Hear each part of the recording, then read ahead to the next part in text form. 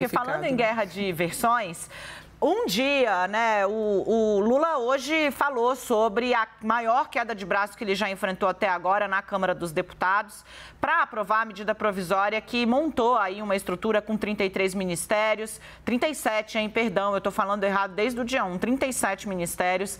Lula veio para um evento aqui em São Bernardo do Campo e ele disse, realmente, nós corremos um risco de não aprovar a remodelagem do governo e a gente precisa falar mais com quem não gosta da gente. O Renan Fiuza traz os detalhes para vocês. Fala, Renan. Tudo bem, Dani? Ótima tarde para você, para todo mundo que está ligado aqui no 360. Uma baita queda de braços e acendeu aquele sinal de alerta justamente das pessoas mais próximas a Lula, aliados, base governista. E o porquê que a gente está dizendo isso?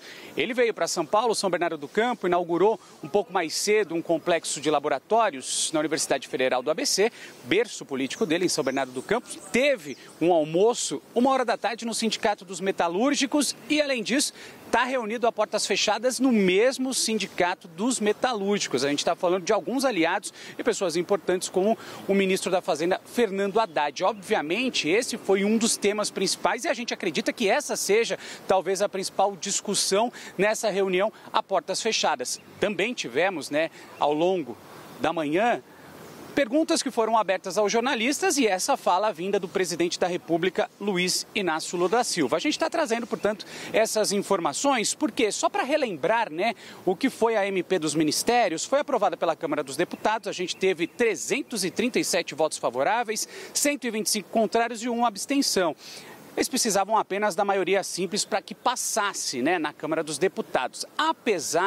Volto a frisar, apesar disso, dessa aprovação, como você ressaltou, Dani, foi uma baita queda de braço, porque essa aprovação ela foi vista como um último aceno, se é que a gente pode dizer assim, dos deputados ao governo. E qual foi a interpretação do governo de Luiz Inácio Lula da Silva, de aliados, que foi uma cobrança muito clara dos deputados com relação que o Planalto precisa dar, sim, sinais concretos de uma efetiva melhora quando a gente fala na articulação política antes mesmo de conseguir aprovar qualquer medida provisória, qualquer assunto que seja levado à Câmara dos Deputados. Por isso que a gente está acompanhando de perto, porque esse almoço se estendeu, como eu havia dito, no Sindicato dos Metalúrgicos e essa reunião está acontecendo a portas fechadas, Então, a gente vai trazer agora para quem está acompanhando a gente aqui no 360 o que disse o presidente da República, que precisa conversar com quem não gosta da gente. Essa foi a fala. Vamos ouvir.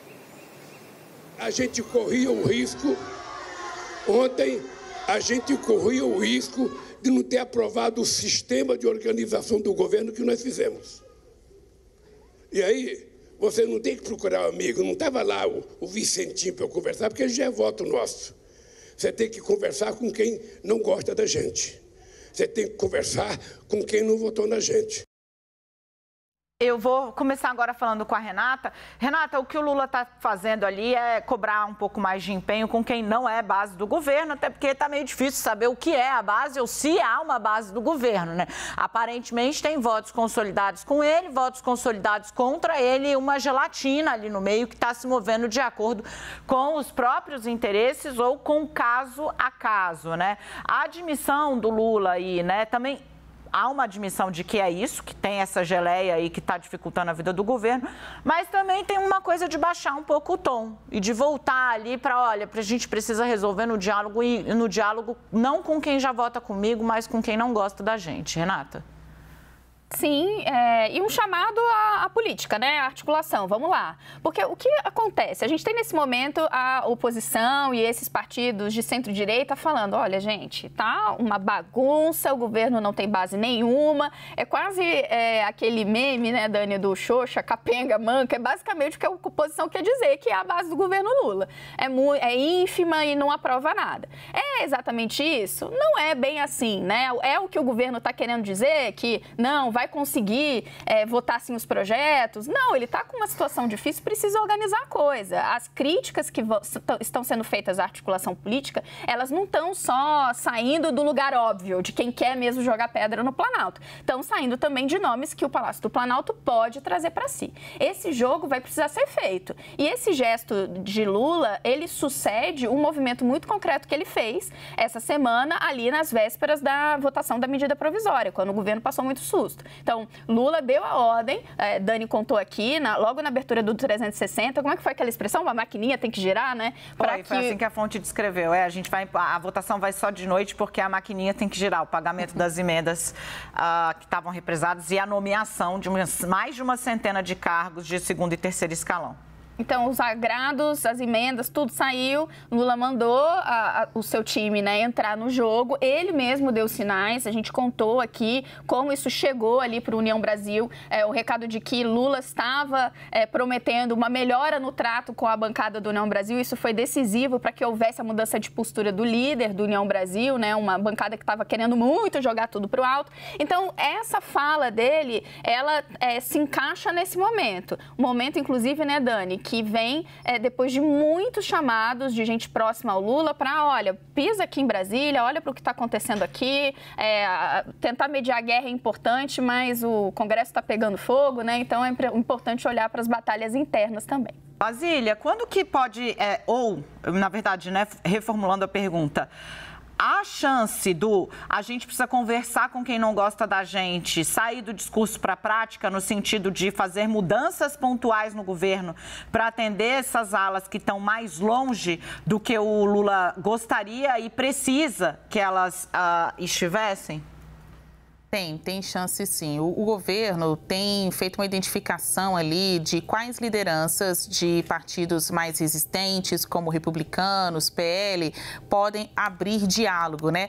É de interesse até das bancadas, porque elas querem sentar frente a frente ali com algum integrante do governo para saber o que o governo está pensando, para além do achismo, da improvisação. Ter uma conversa com alguém que, de fato, fale com Lula é uma forma de colher informação, né? A gente que é jornalista, que fica ali atrás de informações, sabe muito bem que a gente tem que falar com todo mundo. A lógica desta comunicação vale também para a articulação de governo.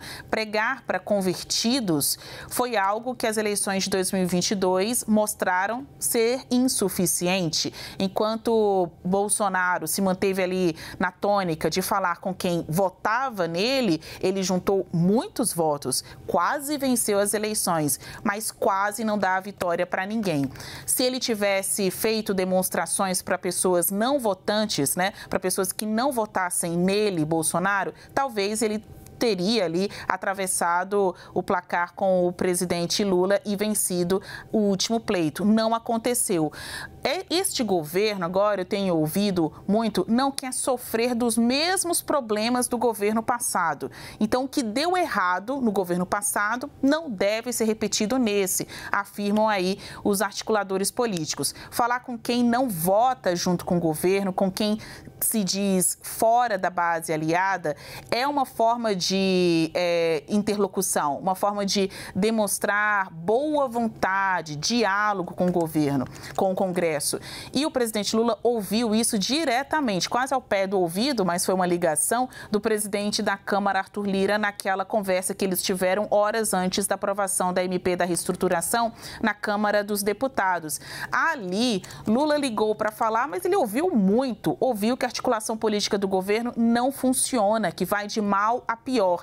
Então, até usando aqui uma outra expressão, eles tiveram que entrar numa alta costura, né? Chamar aí os grandes negociadores do governo para conseguir ter a aprovação. E quem é esse nome? O próprio Lula. A gente vai ver muito mais o presidente Lula mostrando a cara nessas articulações. Então, independentemente de ter base aliada ou não, o importante é o Congresso aprovar. Então, seriam bases circunstanciais que se formam ou se diluem a partir do tema que seja ali de interesse do governo. A gente vive falando que o governo não tem base, mas aprovou o marco fiscal na Câmara dos Deputados, agora passou a MP da reestruturação, vem aí a reforma tributária, então o governo está sofrendo, mas até aqui a derrota, o pior, que é perder uma dessas votações ainda não aconteceu. Até mesmo quanto àquela votação do marco do saneamento, né? Passou na Câmara dos Deputados, mas ainda está ali pendente de aprovação no Senado Federal. O governo está batalhando nisso e tentando ver, junto com os seus negociadores, articuladores, como que eles aparecem mais na articulação política. Tem que botar o pé no salão verde, no salão azul. Ou então, realmente, aí a gente vai começar a ver o governo perdendo.